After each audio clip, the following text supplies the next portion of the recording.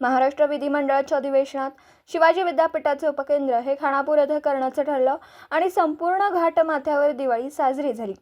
खरं तर पाहता शिवाजी विद्यापीठाचे उपकेंद्र खानापूरला व्हावं म्हणून गेले कित्येक वर्ष संघर्ष सुरू होता। प्रत्येक घटकातील लोक आपापल्या परीने या संघर्षात योगदान देत होते। या परिसरात शिक्षणाचे जाळे निर्माण करण्यासाठी हे उपकेंद्र या ठिकाणी होणं खूप महत्त्वाचं होतं। यासाठी खानापूर आटपाडीचे युवा नेते ॲडव्होकेट वैभव पाटील यांनी पुढाकार घेतला होता। ते स्वतः शिवाजी विद्यापीठाचे सिनेट सदस्य असल्याने त्यांनी विद्यापीठाच्या बैठकीत आपल्या सहकारी सिनेट सदस्यांच्या मदतीने प्रथमतः हे उपकेंद्र खानापूरला होण्यासाठी विद्यापीठ बैठकीत ठराव मंजूर करून घेतला आणि तेथूनच या उपकेंद्राची सुरुवात झाली। ज्या त्यावेळी लागेल त्या प्रशासन स्तरावर मंत्री महोदयांकडून त्यांनी योग्य व अचूक कागदपत्र रेकॉर्ड तयार करून शासन स्तरावर सादर केले।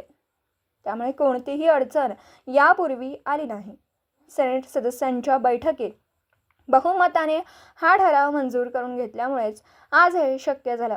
विद्यापीठाच्या विरोधी गटातील सदस्यांचे सुद्धा मत घेऊन वैभव पाटलांनी हा ठराव मंजूर केला होता। त्यामुळेच आज हा निर्णय सकारात्मक घेता आला। तत्कालीन उपमुख्यमंत्री अजितदादा पवार यांच्याकडून सतत पाठपुरावा करून अंतिम टप्प्यात उपकेंद्राचा विषय आणण्यात वैभव पाटलांना यश आलं। त्यामुळेच आज एका दिवसात मंत्रिमंडळात हा विषय निकालात निघाला असं काही नागरिकांनी आपल्या मनोगतात जाहीर केलं आणि त्यामुळेच खानापूर घाटमाथ्यावरील सर्व नागरिकांचे नैतिक कर्तव्य आहे की या उपकेंद्राबाबत धडपडणाऱ्या युवा नेत्यांचा सत्कार करणं म्हणून खानापूर येथे त्यांच्या सत्काराचं आयोजन करण्यात आलं होतं। या सत्काराला उत्तर देत असताना वैभव पाटलांनी ही लढाई मी जिंकली नसून आपण सर्वांनी सातत्याने पाठपुरावा केल्यानेच जिंकली असल्याचं सांगितलं। माझ्या परीने मी प्रत्येक ठिकाणी मग शिवाजी विद्यापीठ असो किंवा प्रशासन असो या ठिकाणी प्रामाणिक प्रयत्न केले। तुम्हाला सोबत घेऊन लढा उभारला, त्यामुळेच हे उपकेंद्र आज येथे उभारणार असल्याचं सांगितलं। हर एक जनतेचे व लोकप्रतिनिधींचं योगदान यामध्ये आहे। तरी खानापूरच्या जनतेने माझा सत्कार केल्याबद्दल मी आभारी आहे। हे उपकेंद्र फक्त स्थापन होण्यासाठीच माझा लढा नव्हता, तर नवनवीन अभ्यासक्रम व संशोधन या ठिकाणी व्हावे यासाठी मी यापुढेही प्रयत्न करणार आहे।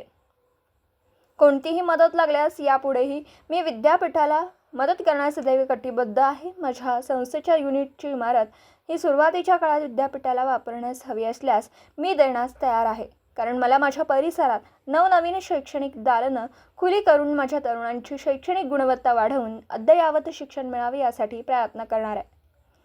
या उपकेंद्रासाठी भविष्यातही कोणतीही मदत लागल्यास करण्यासाठी सदैव कटिबद्ध असल्याचं सांगितलं। गटनेते राजेंद्र भाऊ माने, तालुकाध्यक्ष सचिन भैया शिंदे, मान्य नगराध्यक्ष अली अकबर पिरजादे, नगरसेवक आनंदराव स्वामी, नगरसेवक सुहास टोंबरे, नगरसेवक मारुती भगत, प्राचार्य डॉक्टर निवास वरेकर, डॉक्टर विजय मुळीक, अशोक भगत, माणिक भगत, नगरसेवक बद्रीनाथ गिड्डे, सरपंच विवेक गायकवाड, पिंटू जाधव, विक्रम डिसले, विद्यार्थी प्रतिनिधी विठ्ठल भगत, अक्षय भगत, ऋषिकेश देसाई, राहुल ठोंबरे, शाहरुख पठाण, रुपेश पवार इत्यादी उपस्थित होते।